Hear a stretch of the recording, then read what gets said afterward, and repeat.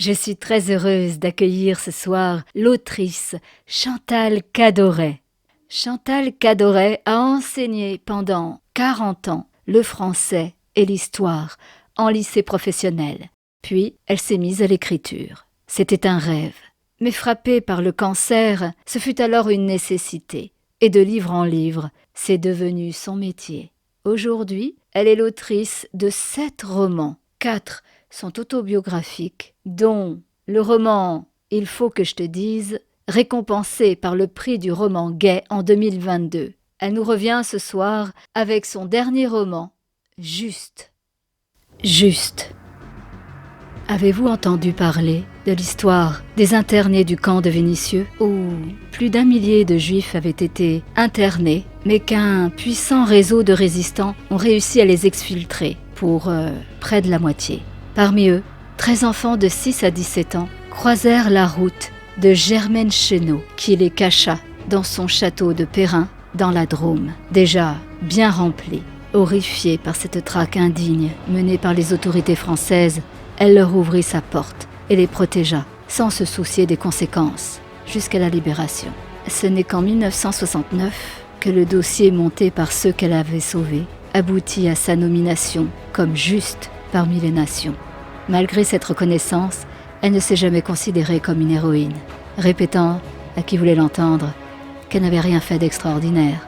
Elle décède en 1983 à l'âge de 89 ans. Il existe très peu d'écrits sur cette femme hors du commun. Ce n'est que par hasard que Chantal Cadoret, l'autrice, est tombée sur son histoire et celle des 138 personnes qu'elle avait sauvées de la barbarie nazie. Elle s'est alors plongée dans les archives du mémorial Yad Vashem de Jérusalem. Elle s'est noyée dans leurs anecdotes. Elle a pleuré et elle a ri avec eux. Comme le dit l'autrice Chantal Cadoret, l'exemple de cette femme de l'ombre est une lumière au bout d'un tunnel, parce qu'elle et tant d'autres comme elle ont su se dresser contre l'inacceptable, malgré les lois, les menaces et les dangers, juste par humanité. Dès le début de la guerre, profitant de son activité de home d'enfant, Germaine avait fait installer le téléphone de manière à être prévenue en cas de danger. À la fin du mois d'août 1942, elle reçoit un appel du responsable de l'OSE, l'œuvre de secours aux enfants, qui s'occupait de placer les enfants juifs dont les parents étaient déportés. Il était très nerveux. « J'ai besoin de vous envoyer des enfants. Combien pouvez-vous en accueillir ?»« Je ne sais pas. J'en ai déjà beaucoup. Ils sont internés au camp de Vénissieux et ils sont en danger de mort. Dans ce cas, je les prends tous, évidemment. » Après avoir raccroché, Germaine convoque Pierre, son bras droit. Pierre est un producteur allemand qui a fui l'Allemagne nazie et qui se cache au château. C'est un homme intègre, en qui elle a toute confiance. Ensemble, ils réfléchissent à la logistique à mettre en place pour accueillir ces nouveaux enfants. Inquiète, Germaine ne peut fermer l'œil de la nuit. Le lendemain, au petit matin, elle est dans son bureau lorsqu'elle entend un bruit de moteur sur le perron. Le cœur battant, elle sort. Un petit homme en soutane noire, chauve et rond, sort de la voiture. C'est l'abbé Glasberg, homme d'église et résistant de l'ombre, comme beaucoup de ses pairs. C'est surtout son interlocuteur privilégié lorsqu'elle reçoit des enfants envoyés par l'OSE. D'habitude, aimable et courtois, le prêtre la suit en silence dans son bureau. Vous avez sans doute entendu parler de la rafle de ces derniers jours à Lyon et aux environs. Oui, c'est terrible. Il paraît que c'est Vichy qui a ordonné d'arrêter les juifs étrangers.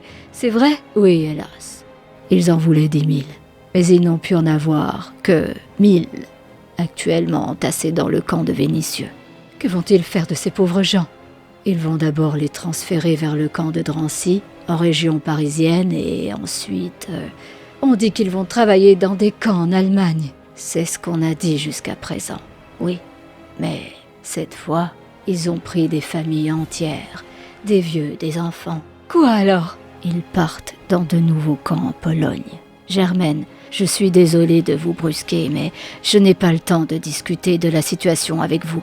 Heureusement, la police française, qui gère le camp, semble un peu désorientée.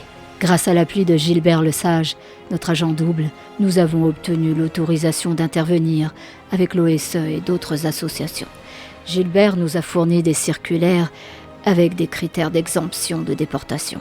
Nous avons formé une commission de criblage qui nous a permis de sélectionner un maximum de personnes. Mais cela ne suffit pas et surtout, il faut aller vite.